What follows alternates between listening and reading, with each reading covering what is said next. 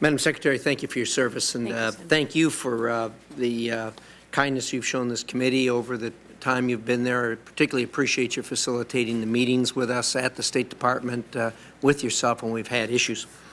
Moving to the issues at hand, this morning the national media is reporting that some of the, or a number of the attackers in Algeria are people who participated in the attack in Benghazi. Can you confirm that for us this morning? Senator, I cannot confirm it. I can give you the background that I was able to obtain. This information is coming from the Algerian government related to their questioning of certain of the terrorists that they took alive. We don't have any way to confirm it as yet, but I can certainly assure you we will do everything we can to determine that. You may know that Director Mueller was just in the region meeting with leaders. He's very well aware that we have to track every one of these connections, and this will be a new thread that will be followed. I appreciate that. Only one person has been arrested regarding the attack on Benghazi and was then released. Can you tell us whether he was one of the people that participated in the Algerian attack? We have no information to that effect. I think you're referring to the Tunisian Harzi who appeared in a Tunisian court. Upon his release, I called the Tunisian Prime Minister. A few days later, Director Mueller met with the Tunisian Prime Minister. We have been assured that he is under the monitoring of the court. He was released because at that time, and Director Mueller and I spoke about this at some length, there was not an ability for evidence to be presented yet that was capable of being presented in an open court, but the Tunisians have assured us that they are keeping an eye on him. I have no reason to believe he is not still in Tunis, but we're checking that all the time. Thank you. You just testified in your prepared remarks that you said, quote, the very next morning, which would have been Wednesday morning, I told the American people that, quote, heavily armed militants assaulted our compound and vowed to bring them to justice. I'm assuming that you had rock-solid evidence to make such a bold statement at that time. Well, we had 4 dead people, and we had several injured, one seriously who's still in Walter Reed. And although we did not have the chance yet to meet with any of our returnees, our team in Tripoli had received them, gotten medical care for them, and had sent them on. So we knew that clearly there was an attack, a heavily armed attack. Who these people were, where they came from, why they did it, that was still to be determined. I think you probably know where I'm going with this.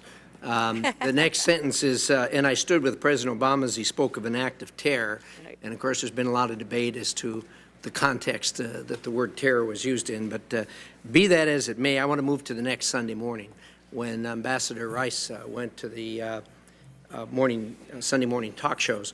And I think we all realize this happened at a politically charged time here in the country as we approached an election. Notwithstanding that, the American people are still entitled to be told the truth about these. Did you select Ambassador Rice to deliver the message to the American people? No, I did not, Senator, and let me take this opportunity to address this, because obviously, even though I haven't had a chance to testify, I certainly have seen the resulting debate and concerns about this. You're right.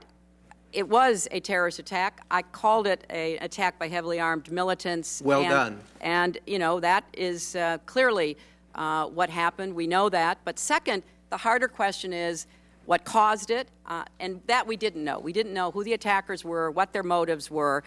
Third, as the ARB makes clear after their months of research, the picture remains still somewhat complicated. And I say that because in the unclassified ARB, it is, I quote, key questions surrounding the identity, actions, and motivations of the perpetrators remain to be determined. I recommend that all members and staff read the classified version of the ARB, which goes into greater detail. I obviously can't speak to it, but it does go into greater detail because there were a variety of potential causes and triggers for this attack. There's evidence that the attacks were deliberate. opportunistic and pre-coordinated, but not necessarily indicative of extensive planning.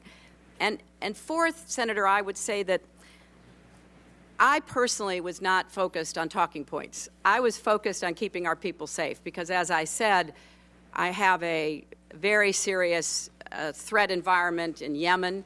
It turned out we had people getting over that wall in Cairo, doing damage until we got them out. We had a serious threat against our embassy in Tunis. I had to call the president of Tunisia and beg him to send reinforcements, which he did, to finally save our embassy, which could have been a disastrous. They burned and trashed our school. So I was pretty occupied about keeping our people safe, doing what needed to be done in the follow-up to Benghazi. I really don't think anybody in the administration was really focused on that so much as trying to figure out, what we should be doing. And, I wasn't involved in the talking points process. As I understand it, as I've been told, it was a typical interagency process where staff, including from the State Department, all participated to try to come up with whatever was going to be made publicly available. And it was an intelligence product, and it's my understanding that the intelligence community is working with appropriate committees to kind of explain the whole process. Well, thank you. I have some follow-up questions to that, but my time is up. But I gather you still stand by the statement you made less than 24 hours that heavily armed militants assaulted our compound and that you vowed to bring them to justice. You still stand by that? Absolutely. Thank you. Senator Corden.